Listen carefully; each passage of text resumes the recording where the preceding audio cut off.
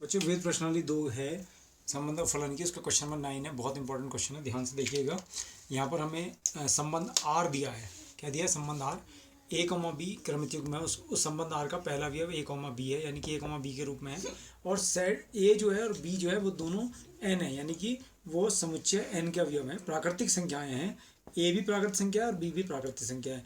और ए और बी का जो गुण है वो ए बराबर बी स्क्वायर है। मेन हमारा इसी पे फोकस है कि ए कॉमा बी का मतलब है, जो क्रमित युग्म में ए कॉमा बी दिया है इसका मतलब है ए बराबर बी स्क्वायर।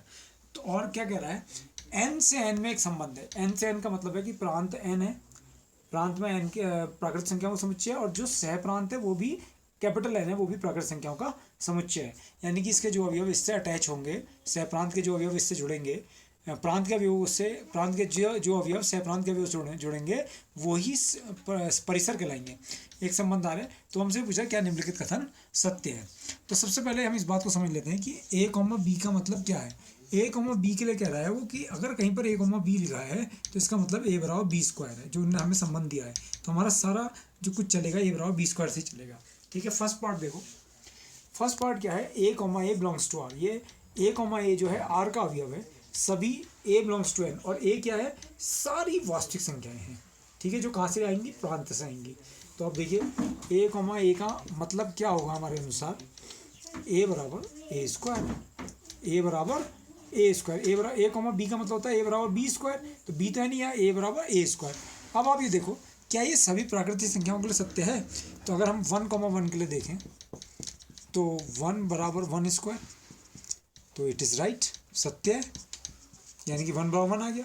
अब आप देखिए 2,2 के लिए। अब आप कह रहे हो 2,2 के ले रहा हूँ कि यहाँ पर भी है यहाँ पर भी है, तो इससे क्या मिला? 2,2 स्क्वायर। और 2 स्क्वायर का मतलब कितना हो गया? 2 स्क्वायर का मतलब हो गया 4। तो इसका मतलब 2 जो है वो 4 के बराबर तो नहीं है, तो it is not equal to. ठीक है, और ऐसी 3,3 के लिए देखें तो ये क्या हुआ? 3 बराबर 3 स्क्वायर। ए बराबर बी स्क्वायर है ना, तो 3 बराबर 3 स्क्वायर का मतलब 9। तो 3 9 के बराबर कहाँ होता है? नहीं होता है। तो इसका मतलब क्या हुआ? केवल ये प्राकृतिक संख्या 1 के लिए सत्य है। अतः दिया गया संबंध कैपिटल आर केवल प्राकृतिक संख्या 1 के लिए सत्य है। तो ये कथन कैसा हो गया? कथन असत्य है, क्योंकि केवल एक ही प्राकृतिक संख्या के लिए सत्य है। केवल एक ही प्राकृतिक संख्या के लिए सत्य निकला, किसके लिए? 1 के लिए। अतः दिया गया कथन क्या है? असत्य है। ठीक है, सेकंड में आ जाइए। सेकंड में देखो A comma B belongs to R है। ठीक है, तो कह रहा है कि अगर A comma B belongs to R है तो बी कॉमा ए भी बिलोंग्स टू आर होगा। तो इसका मतलब ये क्या हुआ? A comma B belongs to R का मतलब क्या होता है? ए बराबर बी स्क्वायर। तो कह रहा है अगर ए बराबर बी स्क्वायर है तब क्या होना चाहिए? B comma A belongs to R, यानी कि बी बराबर ए स्क्वायर होना चाहिए। अगर ए बराबर बी स्क्वायर है तो बी बराबर कितना होना चाहिए? ए स्क्वायर। तो इसके लिए अगर आप एग्जाम्पल ले लें तो मान लिया हमने माना ए बराबर 1 ले लिया और बी बराबर ले लिया 2। अब अलग अलग क्यों लिए? क्योंकि ए और बी है ना, अलग अलग हैं। तो 1,2 का मतलब क्या हुआ? 1 बराबर 2 स्क्वायर, यानी कि 1 बराबर 4। तो अब क्या होना चाहिए? अगर 1 4 के बराबर है तो 2 बी कॉमा ए, तो 2,1। तो 2,1 का मतलब क्या हुआ? 2,1 का मतलब होगा 2 बराबर 1 स्क्वायर। तो 2 बराबर 1। तो अब आप ध्यान से देख लो, अगर 1 4 के बराबर है तो 2 1 के बराबर कहाँ होगा? ये तो संभव ही नहीं है, क्योंकि ये तो ये आ गया 1 बराबर 4 और 2 बराबर 1 का मतलब कितना हो गया? अगर हम इन दोनों को ही मिला लें तो इन दोनों से क्या मिलेगा? 2 बराबर 4। 2 बराबर 4 मिला, तो 2 बराबर ही कितना हो गया? 2 का स्क्वायर। 2 बराबर 2 का स्क्वायर। तो ए बराबर कितना हो गया? ए बराबर ए स्क्वायर हो गया। तो ये भी ए है और ये भी ए है। तो इसका मतलब ये कथन भी सत्य नहीं है। इसको अगर हम एग्जाम्पल से ना देखें तो ऐसे भी देख सकते हैं। जैसे कि हमारे पास ए कॉमा बी बराबर, ए कॉमा बी से हमें क्या संबंध मिला? ए बराबर बी स्क्वायर। और बी कॉमा ए से क्या मिला? बी बराबर ए स्क्वायर। तो अगर हम बी की वैल्यू इसमें रख दें, किसमें?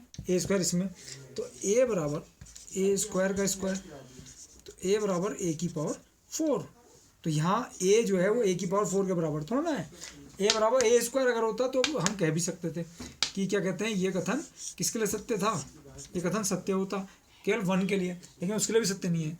तो अतः दिया गया कथन सत्य नहीं है, तो ये कथन सत्य नहीं है। थर्ड वाली, थर्ड तो बहुत ही बढ़िया है। A comma B belongs to R दिया और B comma C belongs to R दिया, और हमसे कह रहा है तब A comma C belongs to R होना चाहिए। जरा इस क्वेश्चन को समझ लेते हैं। तो वो अगर A comma B belongs to R है तो इससे मुझे क्या मिलेगा, ए बराबर बी स्क्वायर मिलेगा, है या नहीं। तथा B comma A belongs to R है तो मुझे क्या मिलेगा, बी कॉमा सी है यहाँ, सी बिलोंग्स टू आर तो मुझे क्या मिलेगा, बी बराबर सी स्क्वायर मिलेगा या नहीं मिलेगा। और मुझे सिद्ध क्या करना है, सिद्ध क्या करना है, सिद्ध करना है B comma C, A comma C belongs to R. A comma C belongs to R क्या बता रहा है, ए बराबर सी स्क्वायर। तो क्या मैं ए बराबर बी स्क्वायर से और बी बराबर सी स्क्वायर से ए बराबर सी स्क्वायर ला सकता हूँ। तो प्रूफ देखो इसका, क्या हो सकता है नहीं हो सकता है।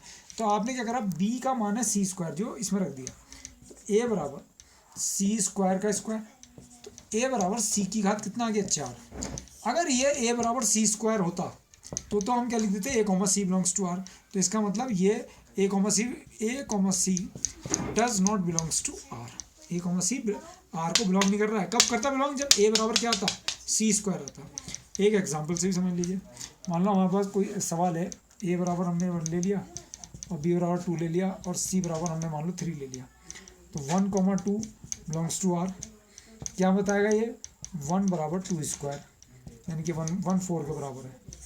तथा B comma C 2,3 belongs to R, तो 2,3 बिलोंग्स टू आर क्या बताएगा, 2 बराबर 3 स्क्वायर, 2 बराबर 9। ठीक है, ये समझ में आ रही बात आपको। अब आप क्या करेंगे, अब हमें सिद्ध क्या करना है कि 1,3 बिलोंग्स टू आर।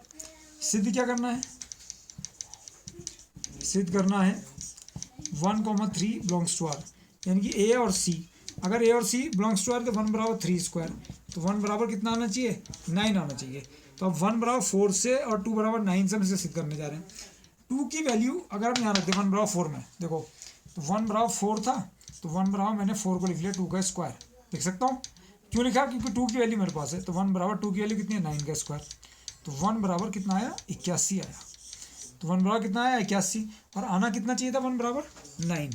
तो इसका मतलब क्या लिख दूंगा, 1,3 does not belongs to are.